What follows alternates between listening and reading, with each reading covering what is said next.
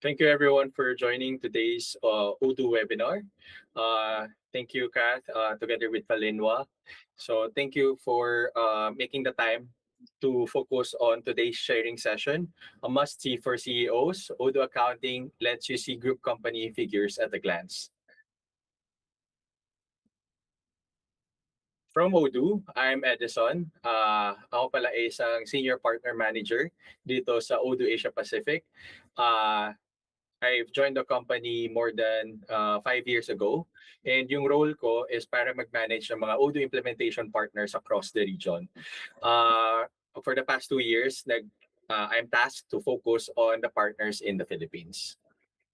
And together with me is my go-to partner in the Philippines, Falinwa Philippines, and represented by Kath.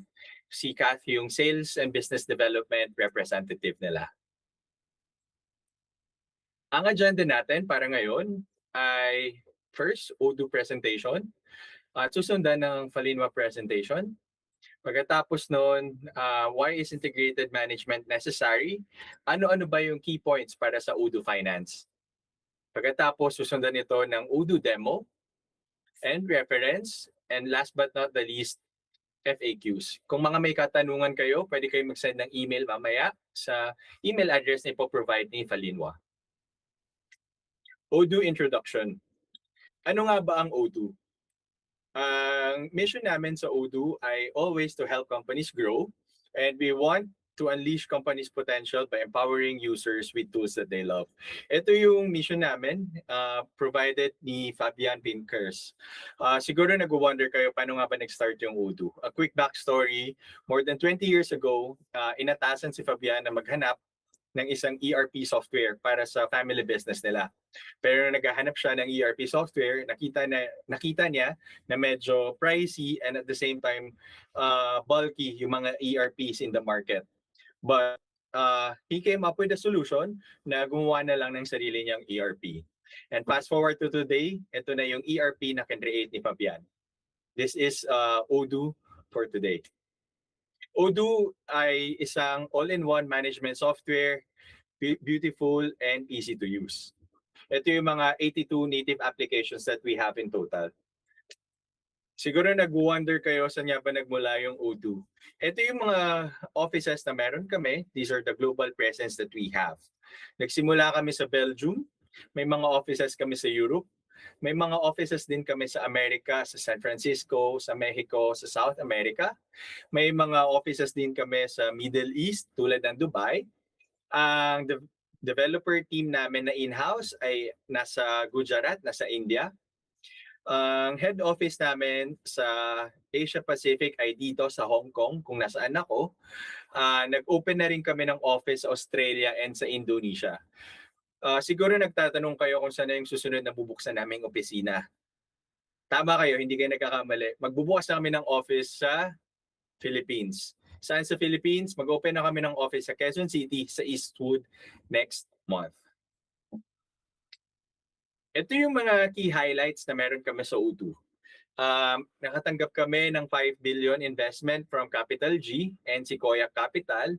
Capital G is the investment firm of Google or Alphabet. Right now, yung valuation namin is at 8.2 billion USD. That puts us at a unicorn status. Nasa same status kami ng Uber, Facebook, Alibaba, Microsoft, and others.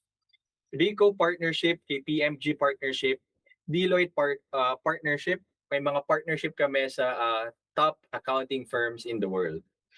Na-awardan din kami na Best Open Source CRM at Enterprise of the Year sa Belgium. Ito yung sinasabi ko kanina na backed by the rest, built for the rest.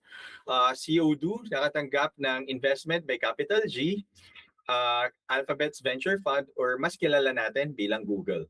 And Sequoia Capital na nagpataas ng valuation ni Odoo at 8.2 billion US dollars. Ito yung mga APAC key figures na meron kami ngayon. Year on year, merong employee growth na 30%. Nag-sign kami ng more than 900 partners. Year on year growth namin pagdating sa revenue ay 46%. Siguro nagtataka kayo, how well do we fare versus our competitors or other tech giants? Usually to the likes of our other tech giants, 7 to 10% yung growth nila. That puts Odoo at a healthy year-on-year revenue na 46%. Meron din kaming low churn rate of 14%. Nag-sign kami ng more than 1,500 projects in 2023 at meron 23% growth sa Odoo subscriptions. Some of the familiar logos to you are here, flashed on the screen. Year on year, nag-work kami sa maraming corporations in the Philippines, starting from small business to medium businesses, even to large multinational corporations. Nag-sign din kami ng mga projects across different verticals tulad ng retail, manufacturing, food and beverage, even schools meron din kami. Nandyan yung mga familiar logos na makikita nyo. In total, across the world, meron kaming 16 million happy users worldwide. So paano nga ba namin matutulungan or paano nga ba ni Odoo matutulungan ang negosyo niyo? From the left part, makikita nyo ito yung mga single-purpose software or standalone software. Kumbaga, ang function ng mga software na to is to have a single purpose lang. Katulad ng Salesforce, ng Magento, Asana, and all the other brands here, usually mga standalone software sila. Pero ang kaibahan ni Odoo, si Odoo ay isang all-in-one solution na mayroong CRM, accounting, inventory, manufacturing, e-commerce, and everything. Tulad ng sinabi ko kanina, meron kaming total of 82 native Odoo applications. Ang positioning namin versus other brands is nagko-cover kami ng complex business needs with an extremely user-friendly interface. Edge ni Odoo is top 2 edge niya is number 1, pricing or 3 to 5 times more affordable kumpara sa other competing brands. And number 2, kami lang ang nag-iisang open source or open core ERP in the market. Dahil yung mga competing brands namin, may proprietary access lang sila, which prohibits yung mga developer na ma-access yung ERP nila. So that puts us at an advantageous position. Ayan. Ito yung mga 82 applications na meron kami. Ito yung mga most commonly used apps. Meron kaming sales apps, website apps, may operation apps din. Pasok din yung human resources, manufacturing, productivity, marketing, and the cherry on top, meron kaming customization tools. Yung Odoo Studio, pwede mong i-customize yung Odoo mo on the front end.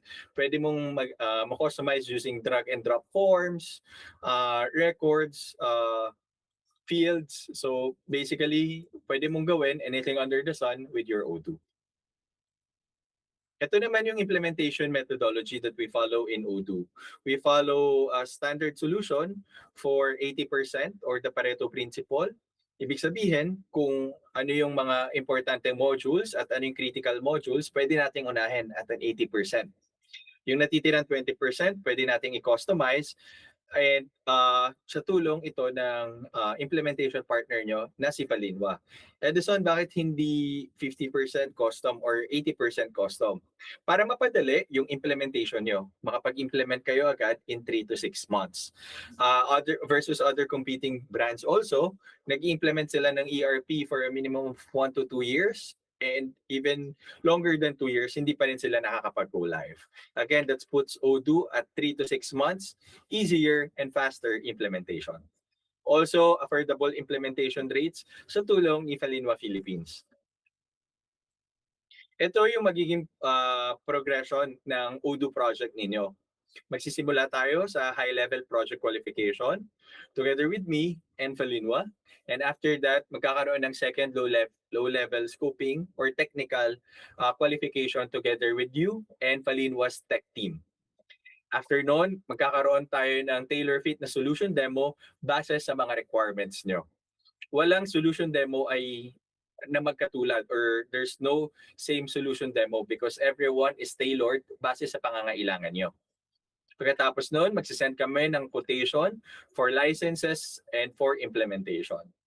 Once approved na yung license and implementation quotation, magsa-start na tayo ng kick-off and planning for your ERP. Then give us 3 months. Kung kinakailangan nyo ng web design, we can offer that service to you. And aside from that, syempre, yung implementation, kasama na doon. And it will take 3 to 6 months before makapag-go live. So that's all for the project progression. Ito naman yung pricing para sa solution nyo. May pricing for the license, for the hosting, and for the implementation.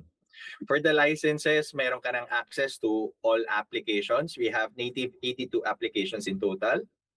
Pwede kayong mamili kung standard or custom. Included din yung support, hosting, maintenance. Kasama na rin dito yung multi-year saving offerings na ipoprovide or ibibigay namin ni Falinwa. Kasama na rin kay Odoo ang hosting, Odoo Cloud, technical support, bug fixes, backups, disaster recovery, pati na rin ang yearly upgrades. Lahat ng certifications, we got it all covered for you. And last but not the least, ang implementation ay manggagaling kay Falinwa. Ano ba ang ipoprovide na implementation services ni Falinwa? Kasama na rito ang project management, ang training at coaching, ang configuration, ang data import, mga customizations, and anything na kailangan yung ipa-implement ay covered ng implementing partner, which is Falinwa. Yun ang aking quick presentation from Odoo. If you have any questions or may mga concerns kayo, pwede kayo mag-send sa akin ng email, edfo@odoo.com. Thank you. I'm transferring the session now kay Kathleen, at si Kathleen naman magpe-present ng for Falinwa and the Odoo demo.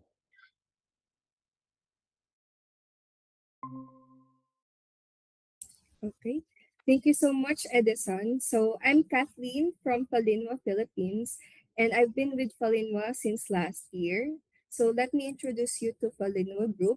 Our slogan is the local architecture, finance, and change. Our mission at Falinwa is to maximize the potential of our clients' businesses using Odoo. And just a quick group history, yung Falinwa kasi was founded in Hong Kong in 2009, and since then, the company has continued to grow and expand. Right now, gold partner na kami in 3 countries and silver partner in 2 countries, which really shows yung level of recognition and trust na nabibuild namin with Odoo over the years. And for the Philippines operations naman, we actually started late last year, so medyo early stage pa kami locally, but we're very excited to continue expanding and growing our presence here in the Philippines. In terms of Falinwa experience, we already have 16 years of experience working with Odoo. We actually started as early as Odoo version 6. So at that time, less than 10 pa lang yung Odoo partners globally. So that really puts us in a position as one of the most experienced Odoo specialized partners in the world. And today, we are present in 9 countries with more than 100 employees, and tuloy-tuloy pa rin naman yung expansion namin. As a company, we are still growing and we don't plan to slow down anytime soon. And so I'll show you our current locations. We are operating in 9 countries worldwide, including France, Vietnam, China, Japan, Singapore, and Indonesia. And just last year in 2025, we were able to open operations in 3 new countries. That's Cambodia, Philippines, and Madagascar. So that's actually one thing unique about Falinwa kasi we operate across Europe, Asia, and Africa. And among the 11,000 Odoo partners worldwide, we're actually the only one with that kind of regional presence. So overall, tuloy-tuloy pa rin naman yung expansion namin. And we expect that the number to keep growing in the coming years. So this is us. We were selected as an APAC Best Partner for 2 years in a row in 2023 and 2024, which is a really big recognition sa work namin as an Odoo partner. For 2025 kasi we focus more on investing and expanding our bases para mas lumakas yung presence namin sa different regions. Pero kahit focus kami sa growth, proud pa rin kami na na-nominate din kami bilang best partner for 2025 ulit. And this is our DNA. We have three key features of Falinwa, which is finance, international, and local. For finance, Falinwa has abundant expertise and knowledge, especially pagdating sa Odoo and business solutions. And sa international naman, we are an international company. We can operate in different countries at kayang-kaya namin yung suportahan yung business needs ng clients namin. And lastly, the local. Ibig sabihin, we operate globally pero locally din. So meaning, each local office is being managed by a local person na mas knowledgeable sa local market and culture ng specific na bansa. And I'll introduce you to Odoo and Cluedo double standard features. Using Cluedo na 100% in-house developed platform and my 800 management module packages, ang approach namin dito ay no custom development. So this means that the solution reduces the customer's technical debt to zero. Mabilis ang implementation at mas mababa yung long-term maintenance costs. And Best Odoo Partner Alliance, the BOP Alliance, we are actually a founding member of this alliance, which was founded in 2020. It's an alliance na binuo para lahat ng best partners worldwide can collaborate on international projects. So through this alliance, pwedeng ma-access ng customers yung over 3,000 global case studies. So marami silang reference and insights sa iba't ibang projects around the world. Our references, since I said earlier na 16 years na kami sa industry, meron na kaming over 200 successful case studies. We have a proven track record sa iba't ibang industries and different countries. Sa ngayon, marami pa rin naman kaming ongoing projects na active and continuous. So let's jump to the third agenda. Why is integrated management of business operations necessary? So we will be introducing 5 challenges in accounting and financial management and also their corresponding solutions. So first challenge, data entry. So manual data entry can be massive kasi since yung source ng data mo is scattered sa different systems. And since multiple software systems ang ginagamit ng sabay-sabay, minsan kailangan talaga ng manual entry or using connectors para mag-sync. Kaso ang problema kasi dito, yung connectors, they are complex to develop at i-maintain. So in many cases, malaki pa rin yung manual work na kinakailangan gawin. And our solutions to data entry challenges, one of the ways to address this is through an all-in-one system. So ibig sabihin, all applications shares the same database. Ibig sabihin, everything is connected within one environment. In this setup, manual data entry is greatly reduced or even eliminated kasi all the information is managed in one platform. Workflows between departments are also automated. So for example, from quotation to invoicing and from purchasing to payments, everything can be tracked and managed within one single record. And example, sa accounting team nyo, kaysa mano-mano yung journal entries, they can focus more on verification and approvals na kasi most of the entries naman is system generated na rin. And then for managing multiple companies in the same database, ibig sabihin, multiple companies can operate within one database. Pwede mong makonect lahat, pero they can still remain properly separated kapag kailangan. So data between companies can automatically synchronize. It helps to improve overall operational efficiency. In fact, more than 80% of Falinwa's customers use Odoo in a multi-company setup, which really shows how effective this feature is for businesses that manage multiple entities. Challenge number 2 is the data control. Kapag kasi maraming data entry points, mas maraming time ang napupunta sa pag-verify ng data nyo. So instead na mag-focus sa actual analysis, since galing sa iba't ibang source yung data, kailangan pang i-cross-check. Kaya malaking amount yung effort na nagagamit just to make sure na accurate yung data natin. So when it comes to data control, malaking help talaga yung integrated system, especially if you're managing multiple companies within the single database. With an all-in-one system kasi, lahat ng data entries nasa isang environment na lang. So mas nagiging madali yung data reconciliation mo at saka pag-check ng accuracy. For example, mas mabilis i-match yung purchase orders, invoices, and journal entries. And mas madali na rin i-confirm kung consistent ba yung inventory valuation sa accounting inventory. And then with multi-company management naman, this allows cost control managers or users with multi-company access na ma-review kaagad yung intercompany transactions even before consolidation. For example, on one screen, they can already check if match yung customer invoice from company A to company B, and at the same time, yung vendor bill mo from company B to company A. Challenge number 3, the dashboard. So when it comes to financial figures, madalas may delays and pressure dahil hindi ka agad nakukuha yung data. One challenge is the inability to create real-time dashboards. So hindi ka agad nakikita yung updated financial status, di ka agad na-access or na-visualize yung data. Because of that, nahihirapan din sa monthly closing, especially if may cut-off kayo by the 10th of the following month. In some cases, nade-delay pa din even yung annual closing. So in short, yung current situation is heavy burden sa CFO since isa sa pinaka-core responsibility nila is to produce accurate financial figures quickly. And for the solutions, with an all-in-one system, any data can easily be pivoted and converted into dashboards without needing help from the IT or technical department. So basically, very smooth and seamless na yung yung visualization ng data. And for multi-company management, you can also consolidate data from different legal entities into one dashboard. Normally, this will be a very complex process, like extracting data from multiple accounting systems, standardizing the data, and creating reports.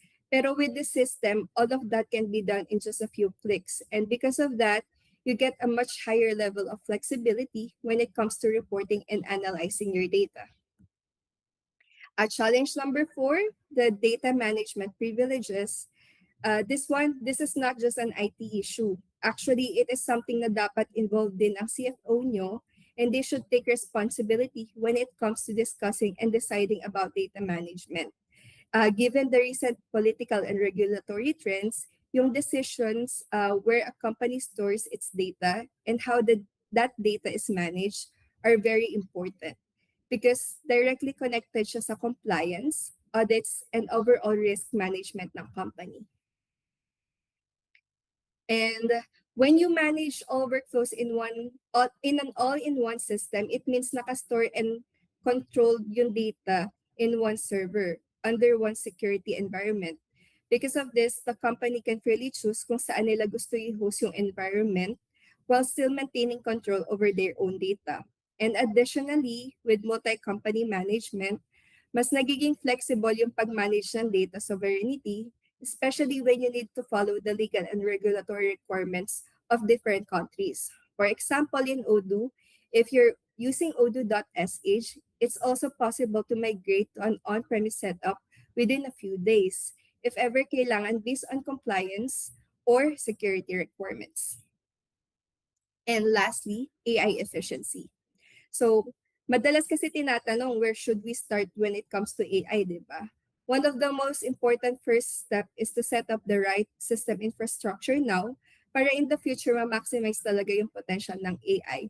Pero in reality, maraming organizations ang hindi alam kung saan magsisimula. And that's usually the biggest challenge when it comes to adopting to AI. And even for this challenge, an all-in-one system really works best. Bakit? Kasi the value of AI really depends on data volume, security, and accessibility. Normally, setting up AI agents is complex. Pero kapag nasa all-in-one environment ka na, lahat ng data can be accessed securely, which means AI can work at its full potential. For AI, the combination of open source and an all-in-one is honestly the best solution. Plus, with multi-company management naman, the data from multiple companies and modules can be analyzed seamlessly. Kaya mas maximize mo talaga yung use of AI for analyzation. Basically, you get the superpower of maximizing AI impact kahit minimal ang investment. Just like how Odoo helps businesses to do more with less. At syempre, high-level security management has to be maintained at the same time para everything stays safe and compliant. So traditionally kasi finance is more defensive, meaning focus mainly on monitoring and control. But right now, we're seeing a shift from defensive to offensive finance. By using integrated management or an all-in-one system where you can manage multiple companies in a single database, mas nagiging possible ang strategic decision-making based on real-time data. Because of this, it becomes a powerful tool for today's CFOs kasi instead of just reacting to numbers, they can now take a more proactive approach and make smarter, data-driven decisions. And then I'll show you our references. We have three. The first reference is Aqua Solution. So they are an accounting and tax consulting firm. They're an Odoo Silver partner and they provide their services to end users using Odoo. What's interesting is kahit itong established accounting firm in Belgium, which is the very home of Odoo, choose Falinwa as their Odoo implementation partner. It's because Falinwa has 16 years of experience in Odoo finance. And then the next is HPS Shenzhen. They're a manufacturing and industrial automation company with 91 users. So they're using Odoo and Cluedo double standard features. So when we started developing Cluedo for Odoo, this was one of our earliest customers. So during their project, we built around 200 modules to support their complex requirements. And these developments later became the base of the Cluedo package, which is now reusable and offered to our other clients.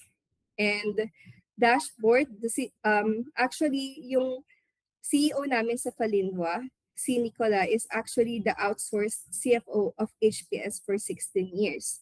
And we are one of the best and great partners for Odoo dashboard.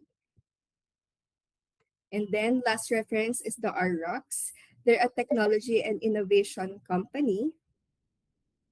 And one of the key implementations with them is they're a multi-company setup across different countries. Like here in the Philippines, nandito din sila, Vietnam, Australia, Thailand, and the United States.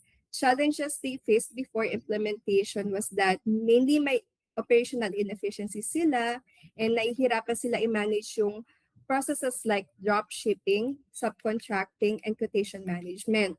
Now, to address this, we implemented several key features ng Odoo, which is the sales and purchases, dropship clients, quotation spreadsheet, subcontracting process, and master data management.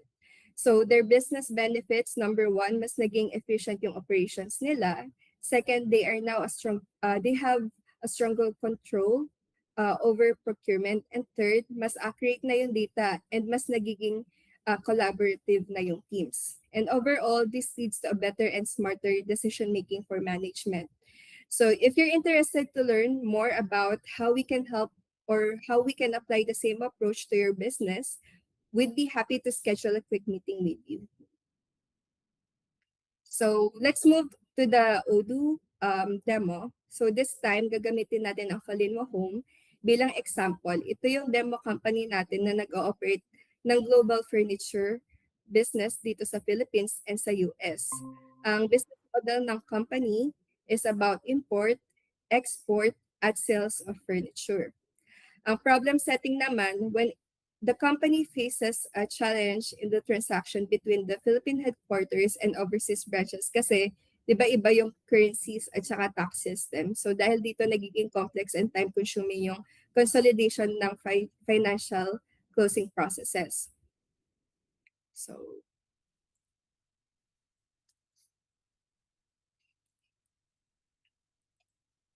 So this is our demo database.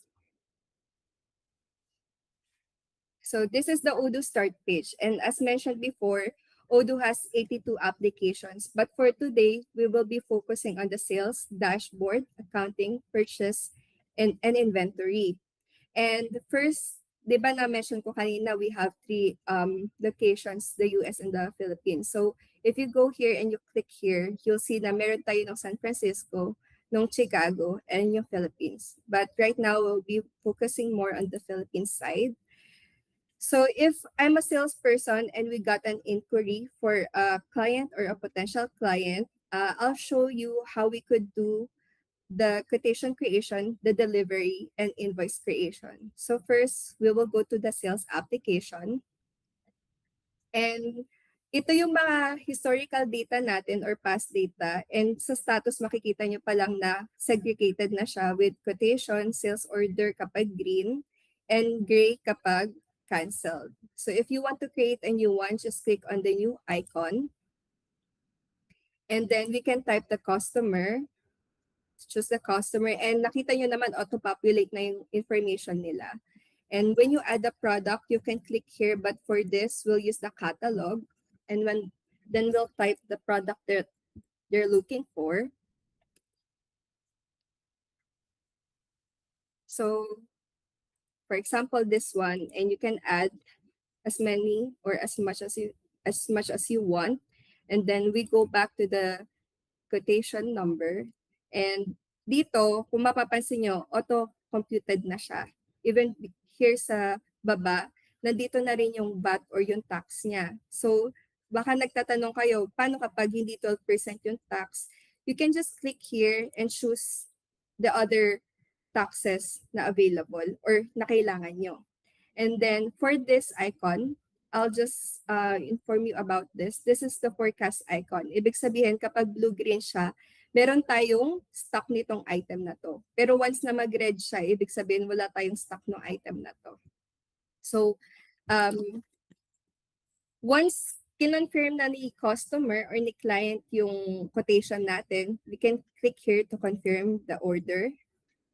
And now, this is a confirmed sales order. So, meron na tayong sales order number. Now, as a warehouse staff, if I'm in charge of the delivery, I click the delivery icon and validate the data here. So, dito makikita nyo, available yung item. So, pwedeng i-validate na ni warehouse staff itong delivery. And makikita nyo rin dito sa source document na nandito naka-attach din yung sales order number natin. Now, let's go back to the sales order number. And we will create an invoice from this. So madali lang siya kasi ito lang yung i-click natin para gumawa ng invoice for this. So we're choosing the regular invoice, create draft. And now we have a draft invoice. So just to let you know, actually yung invoices na ginawa natin sa sales application are automatically linked sa accounting app. So if we copy the sales order number, so this is a shortcut. You click on Control and K, then slash, then type kung saan nyo gusto pumunta. For this, we'll be going to the invoices. So invoices kasi is under accounting application. So when we click there, we'll be here. And nakita nyo din, may statuses din siya dito. Pag blue draft, kapag green paid, gray posted, and red pag canceled. So with this, let's remove the filter and paste the sales order number earlier. And nakita nyo, nandito na siya. Hindi na natin kailangan mag-manual input. So here, you'll just have to double check the information. And once tama naman yung information nito, just click on confirm. And once confirmed, the invoice is now validated. So let's go to the journal item. So this is very important kasi once the invoice is confirmed, it meaning the revenue and costs are automatically recorded at the same time. This directly impacts the profit and loss statement, and the inventory valuation is automatically transferred to expenses, meaning cost of goods sold is recorded at the same time as revenue. No need for manual input.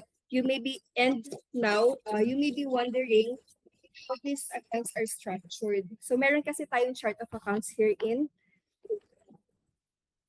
So again, let's use the shortcut and type the chart of accounts and click on it. So ito yung chart of accounts natin sa Odoo. This is fully compatible with the Philippine accounting standards. Bakit? Kasi there's already a module in Odoo na for Philippine accounting and accounting reports. So automatically applied naman siya once you set the company for Philippines, or kung yung location nyo naman sa settings nyo is Philippines na. So here, this column, nakikita nyo meron siyang allow reconciliation. So if kailangan yung i-allow yung reconciliation niya, just toggle on the button. And then if kailangan yung mag-archive, kunwari hindi nyo kailangan yung ibang chart of accounts and you want to archive it, just click on the boxes, click on action, and you can archive it. And if meron kayong gustong i-add, you can always click here, the new icon, and create a new chart of accounts. So that's it for that. And balik tayo dun sa invoice kanina. So if I'm the accounting staff and I'm recording payment once the customer paid, we need to go back to the invoices kanina. So, sorry. So type lang ulit natin yung sales order kanina. So ito yung invoice natin. So for this, to record it, we need to copy the invoice number.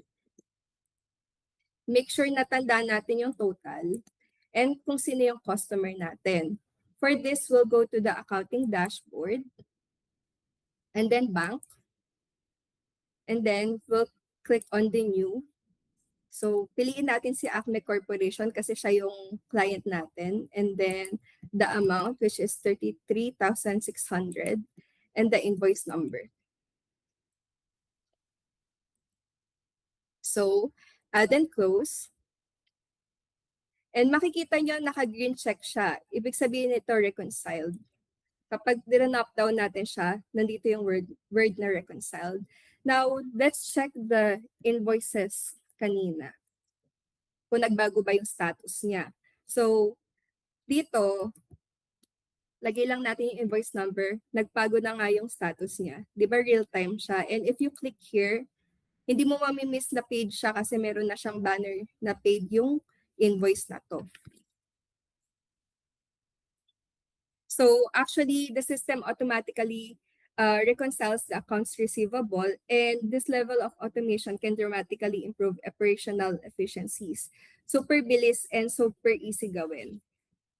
And let me show you the multi-currency support ni Odoo. Kasi di ba na-mention ko kanina, meron tayong America at saka Philippines. So baka nagtatanong kayo, paano kapag USD ang kailangan natin? So kunwari gagawa tayo ng new invoice. So sa currency, pwede tayong pumili kung USD or Philippines. And meron siyang conversion rate. And you may be wondering, paano kapag in the future nag-expand kayo, tapos meron kayo in other countries? So actually with Odoo, so let's go to their currencies muna.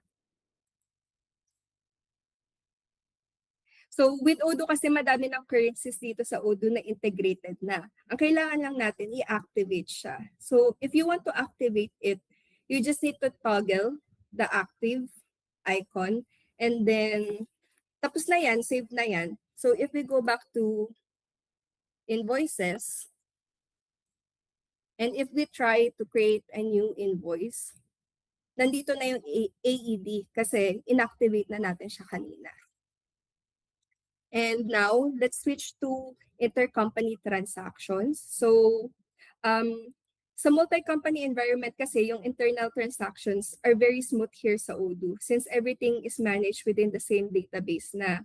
So, for example, I'm a purchasing staff and I need to purchase from the San Francisco Falinwa. So, I'll go to the purchase application, create new. So, piliin nating vendor C, Falinwa, San Francisco. Then catalog. So this, kunwari, drawer, dalawa. And now we have this quotation. So ngayon, if kinonfirm mo yung order mo, And now let's switch to San Francisco side naman. Paano nila makikita to? Kailangan nyo lang pumunta sa sales application nila, alisin yung filter of course, and then paste the purchase order number from Philippines. And you can see here, nandito na yung quotation. Naka-status na siya and nandito na yung information, which is Falinwa Philippines. So very easy kasi only one input ang required, only required, diba? This eliminates the risk of quantity mismatches and solves problem caused by incorrect import quantities. So iwas duplication. So let's go back to the Philippine side. So for financial reports naman, let's take a look at the perspective of CFOs or finance managers. So very important kasi sa kanila yung mga reporting, di ba? So we can go to the accounting application and under reporting, lahat ng reports andito na. So you can just choose whichever you want to see.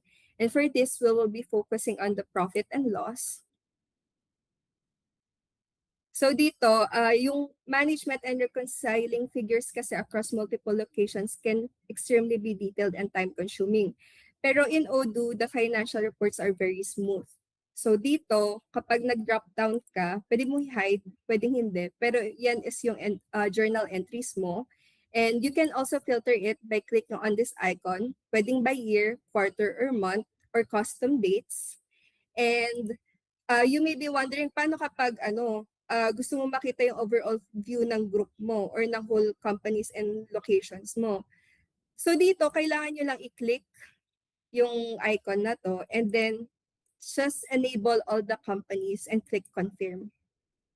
So ngayon, makikita natin yung state ng at the group level. And paano kapag gusto nyo dollar rate ang nakikita nyo, hindi Philippines, di ba? So we just need to switch to San Francisco.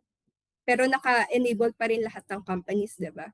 So ngayon, naka-convert na siya sa dollar. So very easy, hindi na nila kailangan mag-manual compute or mag-manual conversion yan. So this makes not only closing tasks easier, but also greatly improves analytical work for business expansion. So lipat naman tayo sa dashboard. So focus muna tayo ulit sa Philippines. So for dashboard, yung dashboard kasi ni Odoo is used for business analysis and it uses live Odoo data. So laging up to date to and real time. So this reduces the reporting workload for management level stress. And 1 second. So dito kasi, makikita nyo na yung quotations, orders, revenue, average order, top quotation, top sales order, and other data or information you might need for your company. So nakikita nyo siya. So if, again, paano kapag gusto nyo makita yung group level data, di ba? So let's just toggle all the companies, click confirm, and now, ganun din. Makikita natin yung overall view ng data natin for all the entities or companies. And if you want to see the dollar rate, so switch lang tayo sa San Francisco. And now, naka-dollars na siya. No need for manual conversion. So, gaano ba to ka-live data? Let me show you. So, again, focus lang tayo sa Philippines. So, nandito, 3 lang yung quotation niya. So, let's try to add a new quote. So, lagay lang ulit natin yung information na ginawa natin kanina.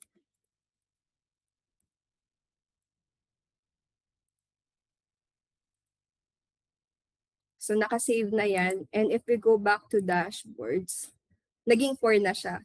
So, actually, very live talaga yung data ni Odoo. Yung dashboard kasi dito sa Odoo is naka-base siya sa spreadsheet logic din. So, madami kang pwedeng i-add and pwede ka rin mag-manage ng data by yourself. Pwede ka rin gumawa ng real-time analysis sheet na ng exact info na kailangan mo. Depende kung paano mo gusto i-monitor yung business mo. For example, kasi in Indonesia, there's a large enterprise na gumagamit ng applications na pinakita natin today. And they rely heavily on the dashboard as their main management tool.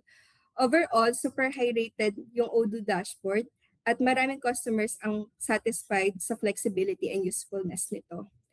And with that, dyan nagtatapos ang demo natin. So let me switch to the slide presentation earlier. All right. So sa FAQs naman tayo. So for the FAQs, the first question is, how is Cluedo different from other third-party modules? Yung Cluedo kasi is different sa typical third-party modules kasi hindi lang siya basta collection ng separate add-ons. Most module you find in the App Store solve one specific need. Pero with Cluedo, iba siya kasi para siyang framework. It's designed to support both standard configurations and more advanced or complex setups. Kaya mas flexible siya habang lumalaki or mas nagiging complex yung business needs na clients. And the second question is, how long does an OD implementation typically takes? Ang timeline for OD implementation can vary depending on the scope and complexity ng project. Pero kapag ginamit natin yung standard Odoo features kasama si Cluedo standard modules, usually yung phase 1 takes around around 3 to 6 months. After phase 1, we usually move into phase 2 or a continuous improvement approach kung saan mas ino-optimize pa namin yung system and tinutulungan din namin yung business na ma-fully maximize yung capabilities ng Odoo over time. Third question, what sets you apart from other official Odoo partners? Actually, we don't really position Falinwa as better than other Odoo partners kasi lahat naman ng Odoo partners are highly skilled consulting firms. Ang pinagkaiba lang siguro is kami kasi as Falinwa, ang strong focus namin is sa system architecture, then yung local perspective namin, meaning yung pinag-combine namin na global best practices with the local requirements, and syempre yung malalim na expertise namin sa finance and accounting. And then last FAQ, do you have an advice for implementing Odoo? One of our recommendations is mag-start muna sa prototype or proof of concept environment. With this approach, may explore nyo yung system at may experience kung paano gagana yung solution sa isang ideal setup. It also helps stakeholders to better understand the possibilities and make more informed decisions bago tuluyan mag-implement sa full system. So, thank you. If you have any questions, concerns, or inquiry about the presentation, you can scan this QR code. This is a Google form. Yeah. So, Edison? Thank you, Kath. That's a very informative presentation tungkol sa Falinwa at definitely na-enjoy ko yung demos, especially nung pinakita mo yung difference on switching from between companies in the US and in the Philippines. Tapos nakita ko rin paano real-time nag-iba rin yung currencies niya. So thank you for that, Kath. And if may mga tanong kayo regarding sa Odoo, pwede kayong mag-send ng questions sa amin. Nandito sa baba yung aming QR code and contact details. Again, maraming salamat sa pag-attend sa session namin today and we'll see you on the next one. Paalam!